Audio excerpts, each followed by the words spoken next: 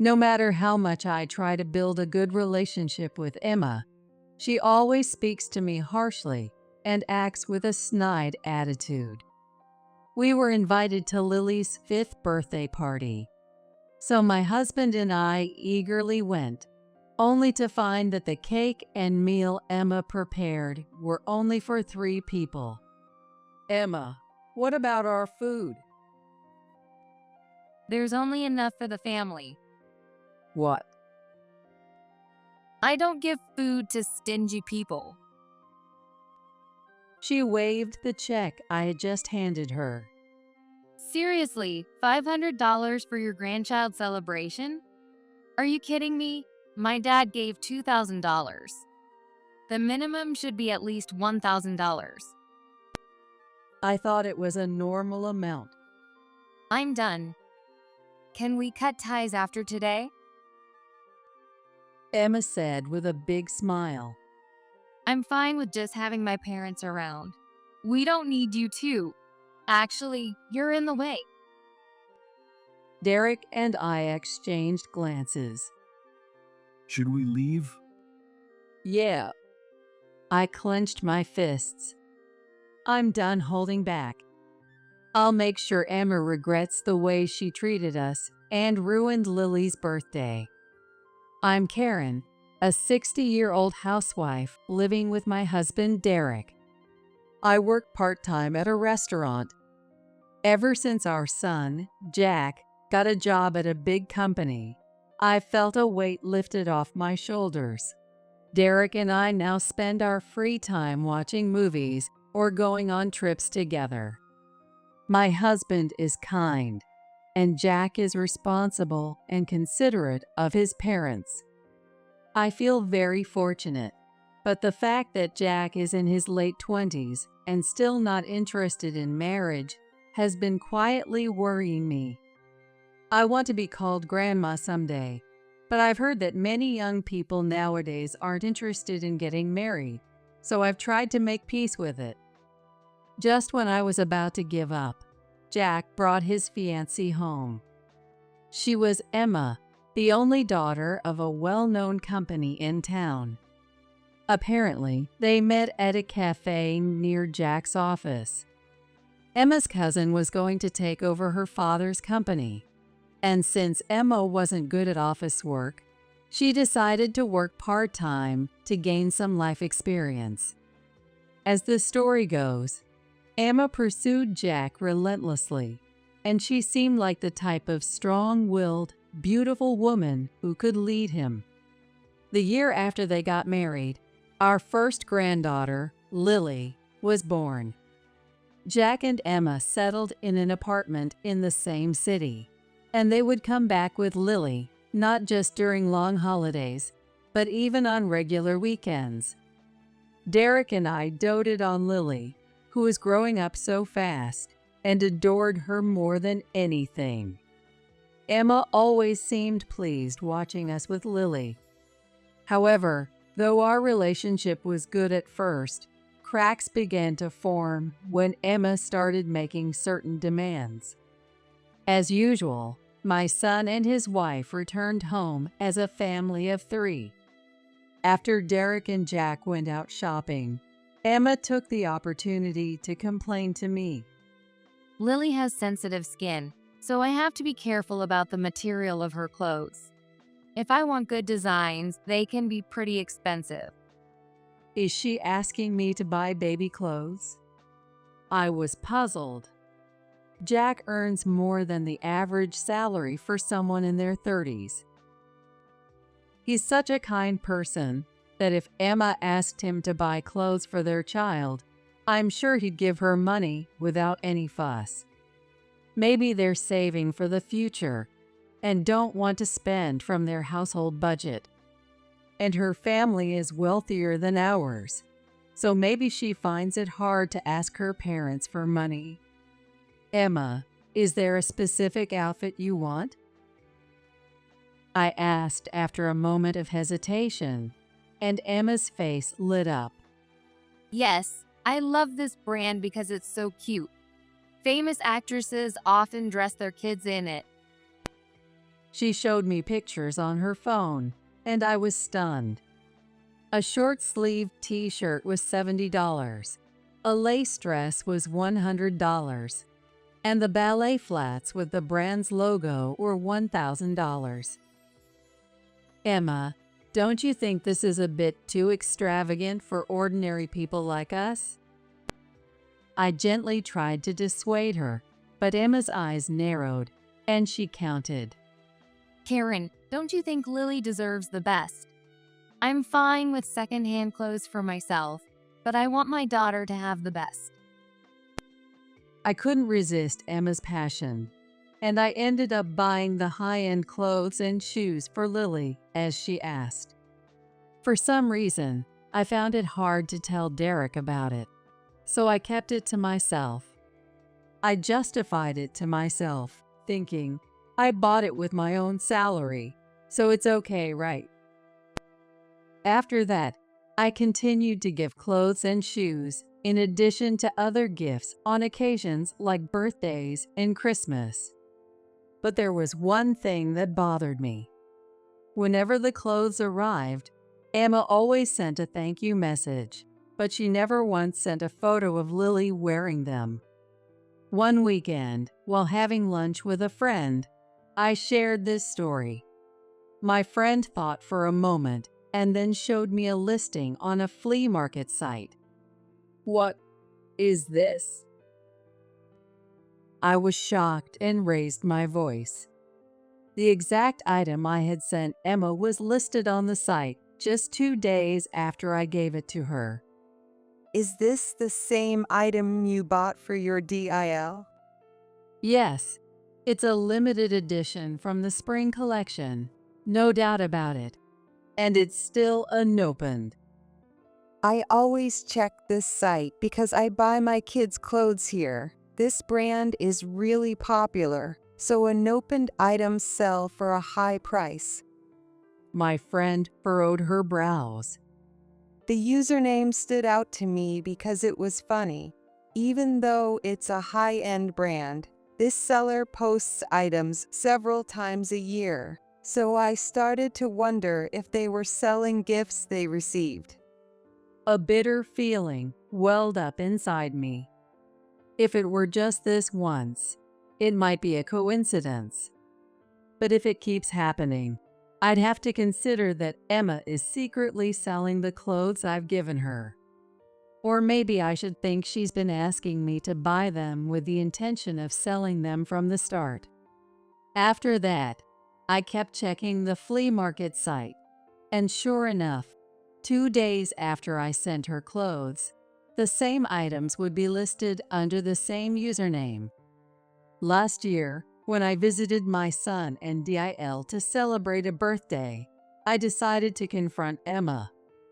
I'm going to stop giving clothes after this time. What? Why?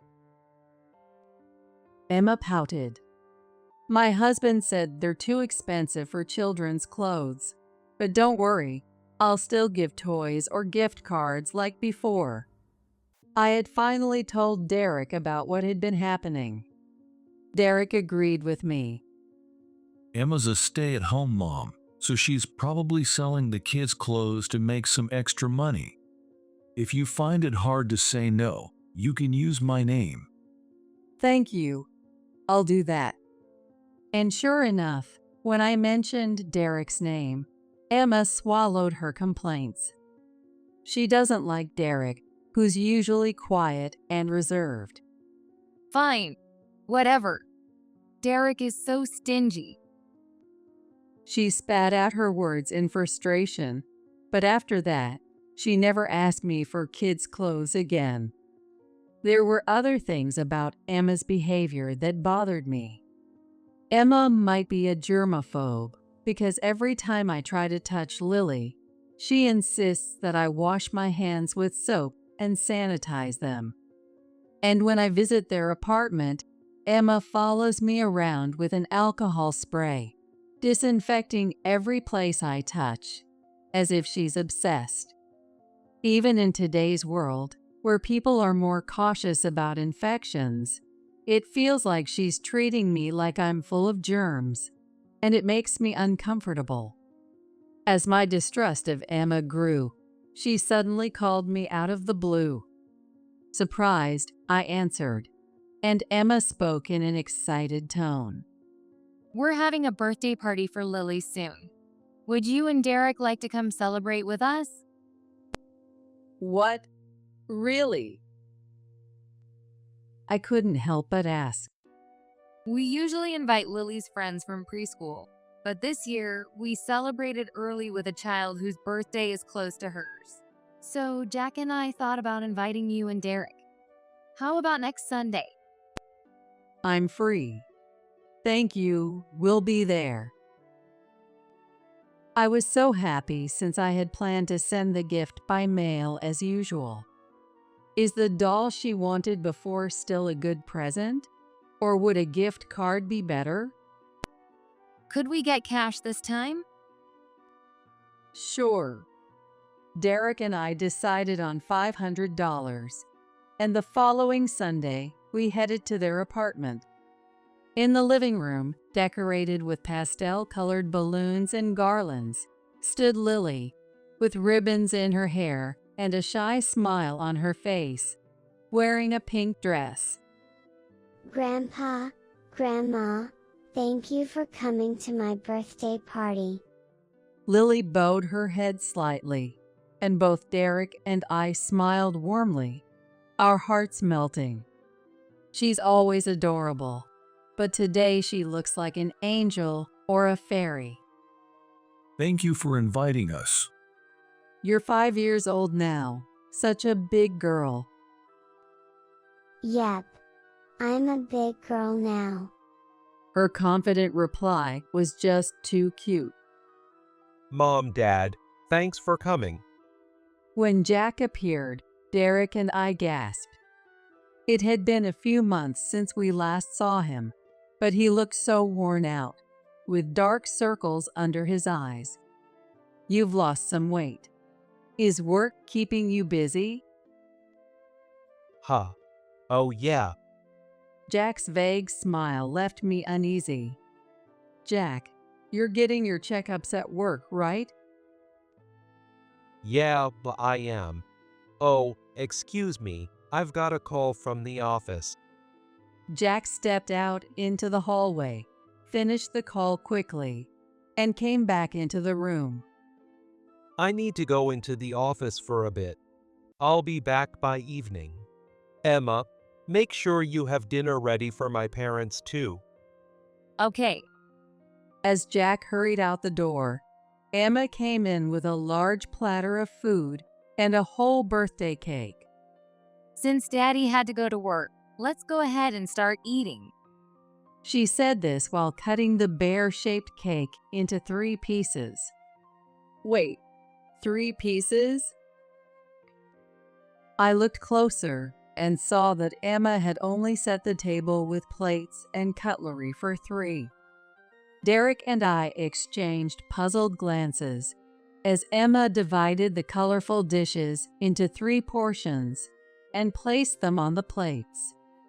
Emma, what about our share? I asked hesitantly, and Emma just shrugged. There's only enough for the family. What? I don't give food to stingy people. She said in a sing-song voice, waving the check I had given her earlier. $500 for your grandchild's birthday? Are you kidding me? My dad gave $2,000. The minimum should be at least $1,000. I thought it was a normal amount. I muttered a small protest, only to have Emma snort in response. Normal? Oh, right. I guess for someone who works at a small factory or a part-time housewife, even $500 is a stretch. My bad. Hey, Ignoring Derek, who was turning red with anger, Emma continued her mocking tirade. Well, I knew this family was poor even before I got married. The house is shabby, the furniture is outdated, and the whole family are a bunch of cheapskates. Marrying into this is such a joke. Though, I must say, it's even worse than I expected. I felt a surge of anger rising. A marriage with such a class difference? She was the one who chased after Jack and started dating him. How dare she say such things? That's why I've been so strict about disinfecting everything to keep the poor germs from spreading to me or Jack.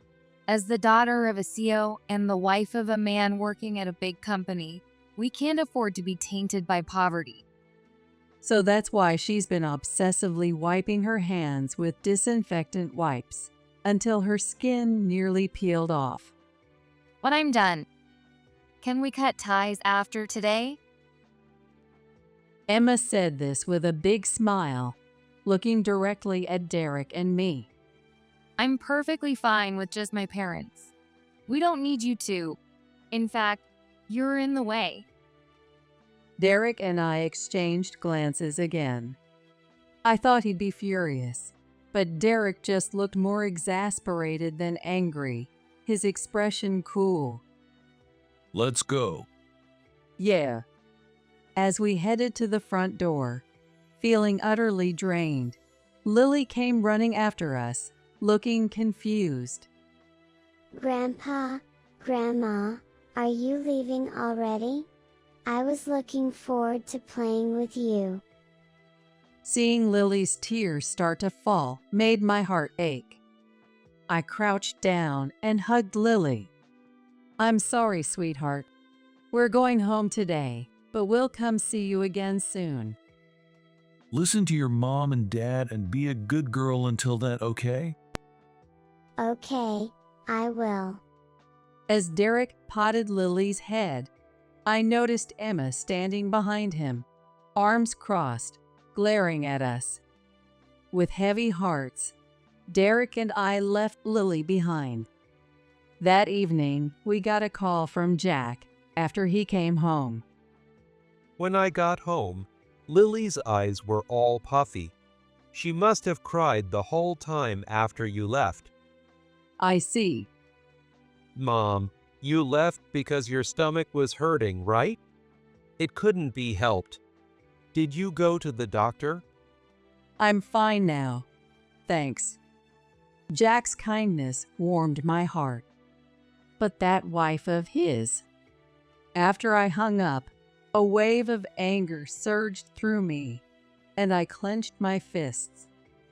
Emma probably couldn't care less that Lily cried herself to sleep after she chased us away. I'm done holding back. I'll make sure she regrets the way she treated us and ruined Lily's birthday. Emma may have declared that she was cutting ties with us, but she was still putting on a good face in front of Jack. She hadn't left the family messaging app, so Derek and I were still able to communicate with Jack's family. So I decided to use this opportunity to expose Emma's true colors to Jack. Timing it for Jack's break at work, I posted images from the flea market site in the group chat, and Emma immediately took the bait. Karen, delete those pictures right now. Oh, Emma, weren't you going to cut ties with us?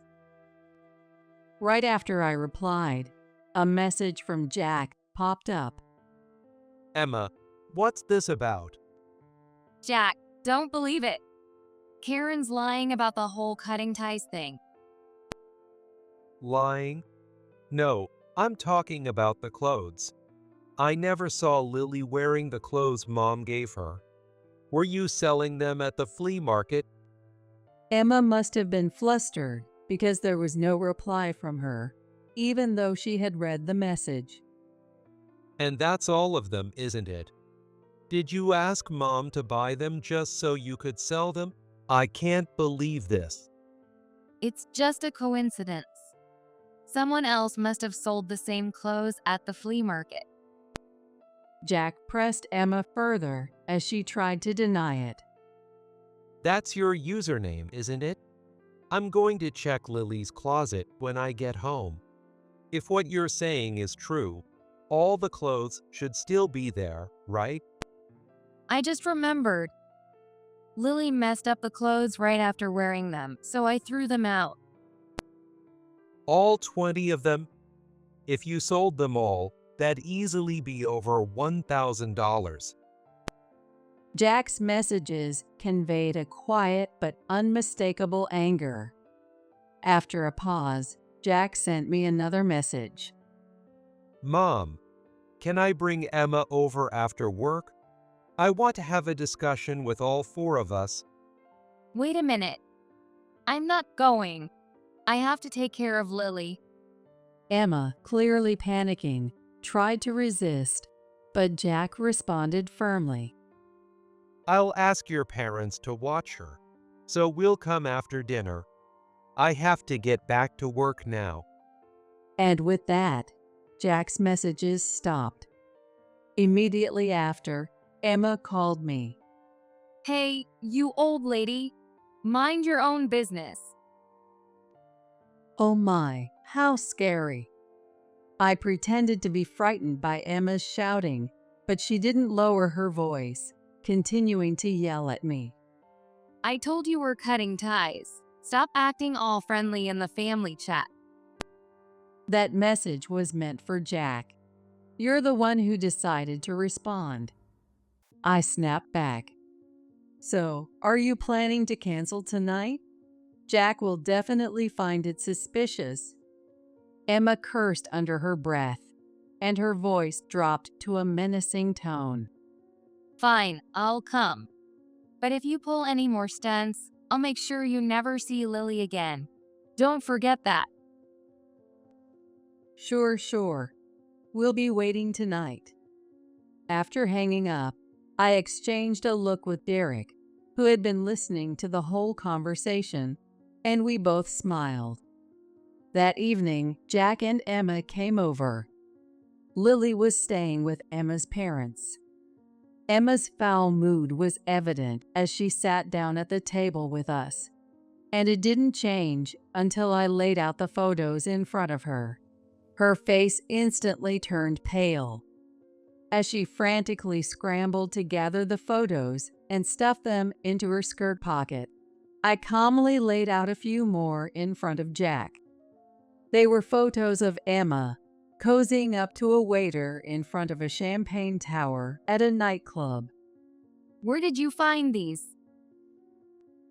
Emma glared at me with a furious look, but I smiled as I explained. A friend's daughter works at a store near the station. She told me about this woman, Emma, who had been partying hard at a club she went to recently. Emma, being as beautiful as a model, had apparently stood out quite a bit. So, just out of curiosity, I showed her your picture, and she recognized you right away. I then searched social media using the username you use on the flea market site, and that's how I found these images. Jack picked up one of the photos. The calm expression he usually had was replaced with one of intense anger. A nightclub? Ha! Jack, there's a reason for this. While I was coming home late from work and taking care of Lily, you were out partying every night? That story about helping a friend with work was a lie, wasn't it? The icy tone in Jack's voice left Emma speechless. Jack sighed, covering his forehead with his hand. So, the money you got from selling the clothes Mom gave you was for your nights out at the club. No wonder you're always running out of spending money. Humph.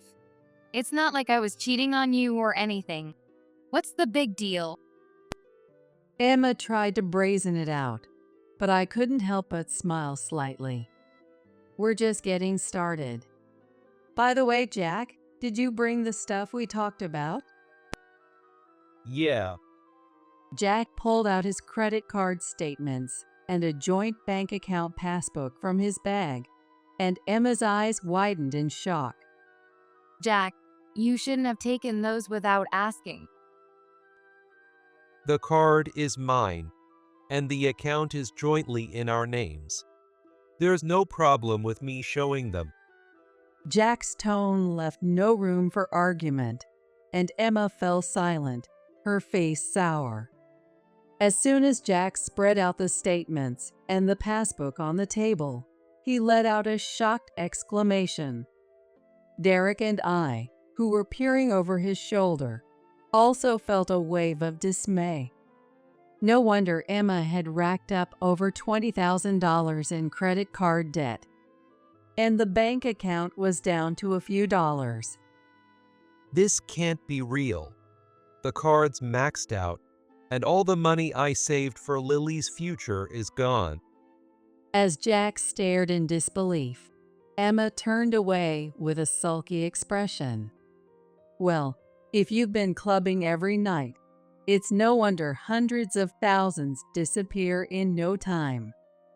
The calm Jack had managed to maintain up until this point finally gave way to an explosion of anger. Emma, how could you touch our child's savings? A mother should never do something like that. Shut up, all of you. Emma ran her hand through her hair in frustration, spitting out her words. What's wrong with me spending your money how I like? You cheap bastard. She stood up and yelled at Jack. You listen to me. I only married you because you work for a big company. I thought I could live in luxury without ever having to work, spending money as I pleased. But once we started living together, all you did was tell me to save for the kid, cut back on eating out, and make all these demands. Who do you think you are? Jack's face hardened. After a moment of glaring at Emma, he let out a small sigh. All right, let's get a divorce. I can't do this anymore. And since you've caused my mom so much grief, I'll be asking for alimony. Grief? It goes both ways. Fine, I'll ask my dad for help. He's the CEO.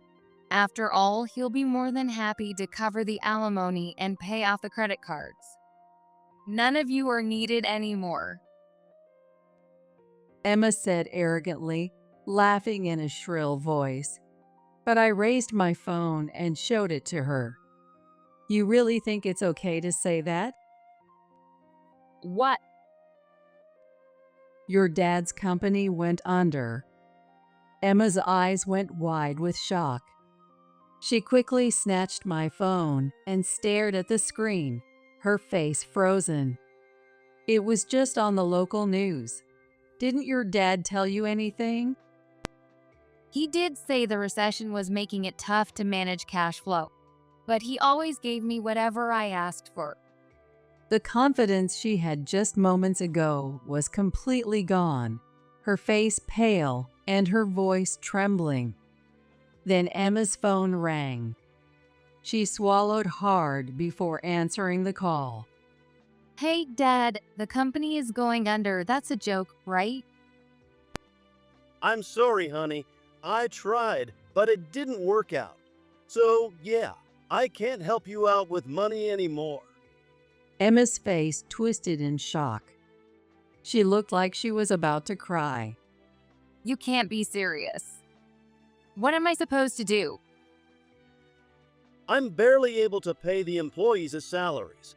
I'm retiring as CEO and planning to live a quiet life with your mom. So you should focus on getting along with Jack and Lily. Her dad's voice was loud enough for everyone in the room to hear.